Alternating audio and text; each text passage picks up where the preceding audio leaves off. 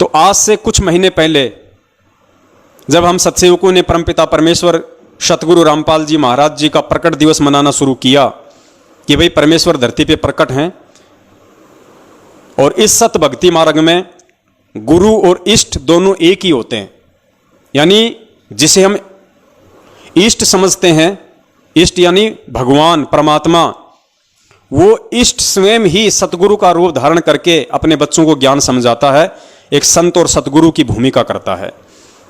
तो हमने कहा कि भाई परमपिता परमेश्वर सतगुरु रामपाल जी महाराज जी ही हमारे इष्ट हैं, वही हमारे कबीर परमेश्वर हैं, वही पूर्ण परमात्मा हैं। इस सत्य भक्ति मार्ग में इष्ट और गुरु अलग अलग नहीं होते।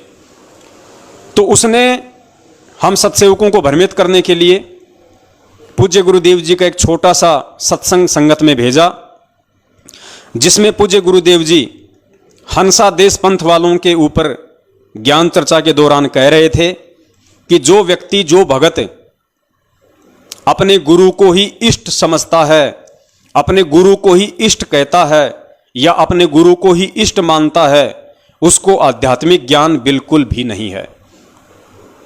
ना उस संत को आध्यात्मिक ज्ञान हो सकता, ना ऐसे कहने वाले उस गुरु को आध्यात्मिक ज्ञान हो सकता है। सुनिए एक बार वो छोटा सा सत्संग परमपिता परमेश्वर सतगुरु रामपाल जी महाराज जी के मुख कमल से।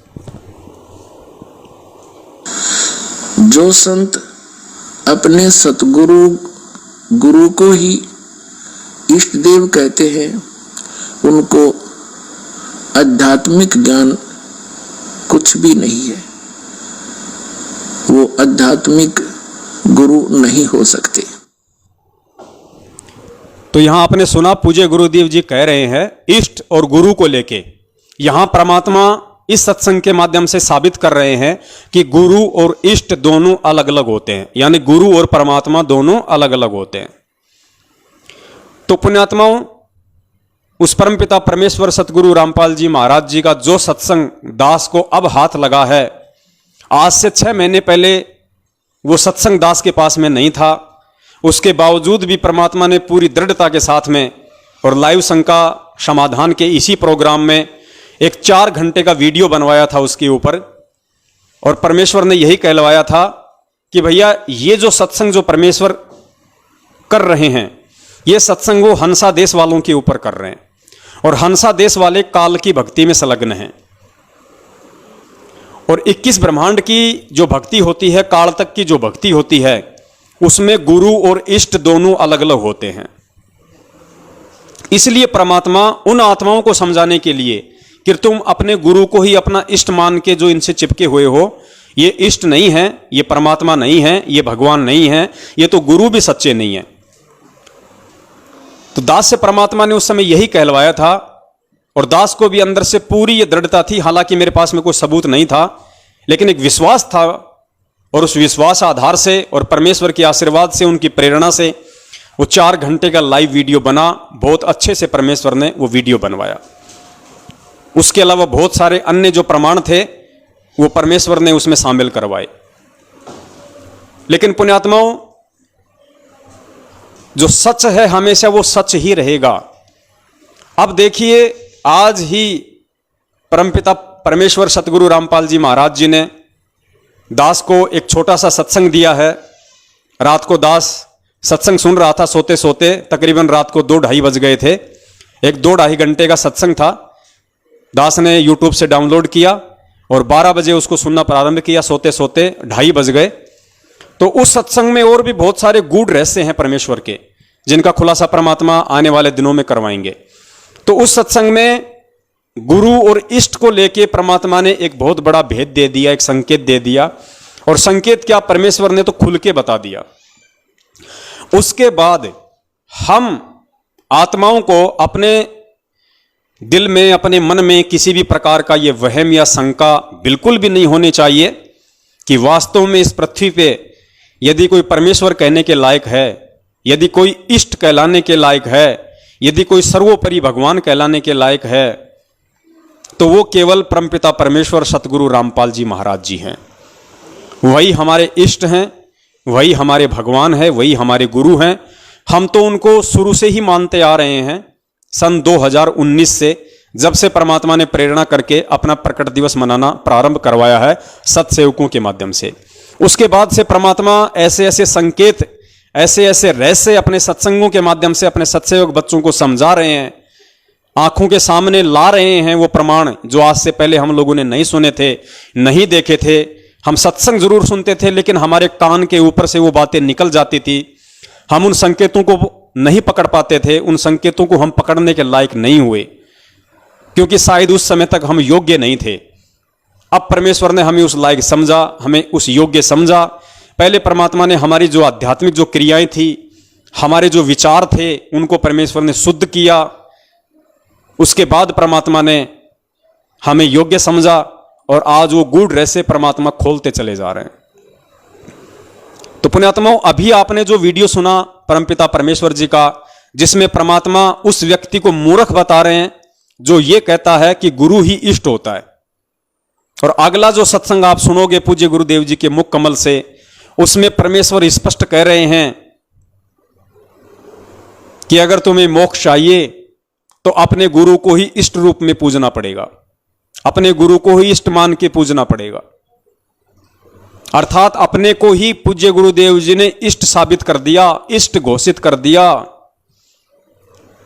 तो पुण्यात्माओं, आप यहां पे दो प्रकार की बातें सुन रहे हैं, और ये दो प्रकार की जो बातें हैं ये अलग अलग संदर्भ में पूज्य गुरुदेव जी ने कही हैं। वहां परमात्मा ने 21 ब्रह्मांड अर्थात 3 लोक की भक्ति तक इष्ट और गुरु को अलग अलग समझाने के लिए हंसा देश वालों पे यह सत्संग किया, क्योंकि 21 ब्रह्मांड तक की भक्ति में, 3 लोक की भक्ति में गुरु और परमात्मा दोनों अलग अलग होते हैं। जैसे श्री रामचंद्र जी के गुरु थे वशिष्ठ, और श्री रामचंद्र जी अपना इष्ट मानते थे भगवान विष्णु जी को, या अन्य कोई भी साधक है उसका गुरु कोई और है और उसका इष्ट कोई और होता है, यह सत्य है। लेकिन इस कबीर परमेश्वर की सत भक्ति में गुरु और इष्ट दोनों एक ही होते हैं, क्योंकि वो कबीर परमेश्वर स्वयं ही गुरु बन के आता है, स्वयं ही वो सतगुरु बन के आता है। इसलिए इस सत भक्ति में इष्ट और गुरु दोनों अलग अलग नहीं होते हैं। इस चीज को हमने गुरुदेव के सत्संगों से, उनके संकेतों से समझना पड़ेगा, क्योंकि ये जो ब्रह्मा विष्णु महेश जी हैं, दुर्गा हैं, काल है, ये अपने अंश अवतार सर्जन करते हैं। जैसे विष्णु जी ने श्री रामचंद्र जी को सर्जन किया, श्री कृष्ण जी को सर्जन किया, अन्य प्रकार के जितने भी अवतार आप सुनते हो। दुर्गा ने जो है द्रौपदी को सर्जन किया, क्योंकि जो महाभारत के युद्ध में जो द्रौपदी थी वो दुर्गा जी का अवतार थी, दुर्गा जी की वो शक्ति थी, एक आत्मा थी जो वो दुर्गा जी के लोक से भेजी गई थी। ये पूज्य गुरुदेव जी ने हमें स्पष्ट रूप से बताया हुआ है।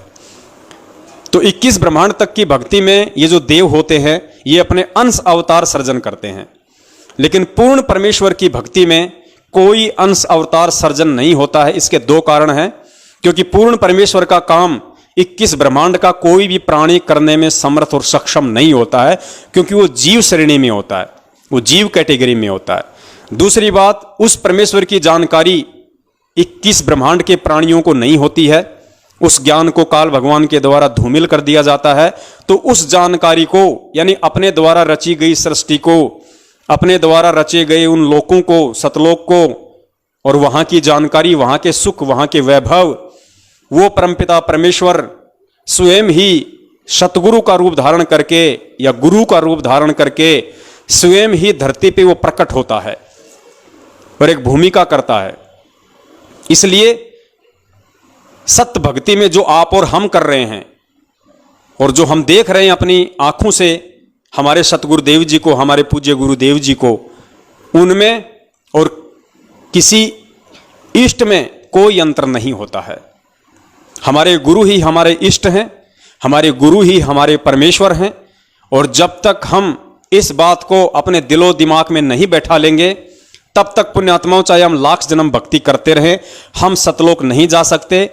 और यही कारण है कि युगों युगों से, जब से यह सृष्टि रची गई है, तब से न जाने अनंत बार उस परमेश्वर ने गुरु रूप धारण करके, सतगुरु रूप धारण करके हमें अपनी शरण में लिया, यही मंत्र, यही ज्ञान, यही मर्यादाएं दी। लेकिन हम पार नहीं हो पाए, क्योंकि आज भी हम इसी पृथ्वी लोक पे बैठे हैं और साध संगति कर रहे हैं। इसका मतलब अभी तक हम यही हैं। तो हम पार ना हो पाए, उसका मुख्य रीजन यही था कि हम गुरु और परमात्मा दोनों को अलग अलग देखते रहे। और गुरु जी कहते हैं कि जब तक आप गुरु और परमात्मा को एक नहीं मानोगे, गुरु गोविंद दो नहीं भाई, दो समझे वो दो जग जाई, तब तक वो नरक में ही धक्के खाते रहेगा, 84 लाख योनियों में ही धक्के खाते रहेगा। तो अब सुनिए परमपिता परमेश्वर सतगुरु रामपाल जी महाराज जी का वो 1.5 मिनट का छोटा सा सत्संग, जिसमें परमेश्वर ने शत भक्ति करने वालों के लिए स्पष्ट बोल दिया है कि आपने गुरु को ही इष्ट रूप में मान के पूजना होगा। तो बताइए पुण्यात्माओं, फिर कबीर जी की फोटो का हमारे जीवन में क्या महत्व रह गया? जो लोग उनका प्रकट दिवस मनाते हैं अपनी अज्ञानता और मूर्खता के चलते, सामने रखे हुए आम को ना खाके राम की फोटो को चाट रहे हैं, सोचिए उनको कितना आध्यात्मिक ज्ञान होगा। सुनिए परमपिता परमेश्वर जी के मुख कमल से। एक पति को छोड़कर आन में आस्था रखने वाली पत्नी को व्यभिचारिणी कहते हैं। तो अपने ही पति से हर इच्छा पूरी हो, उसी को पति भर्ता कहते। तो हम जब पति भर्ता पद पर आ जाएंगे तो परमात्मा कहते हैं पति भर्ता जमी पर जो जो धर है पावे, समर्थ झाड़ू देते है ना काटा लग जावे। ऐसा भक्त जब अपने एक इष्ट पूर्ण परमात्मा पर अपने ही गुरु को इष्ट रूप में मानकर जब अपने जीवन, क्या सुना पुण्यात्मा आपने? एक भगत जब अपने ही गुरु को इष्ट रूप में मानकर पूजता है, सुनिए, जब अपने एक इष्ट पूर्ण परमात्मा पर अपने ही गुरु को इष्ट रूप में मानकर जब अपने जीवन रूपी सफर में, जब हमने अपने ही गुरु को इष्ट रूप में मानकर उनको पूजना है, भक्ति मार्ग पे चलना है, तो पुण्यात्माओं सृष्टि में दूसरा इष्ट और कौन हो गया, कौन आ गया, कहां है, कैसा है?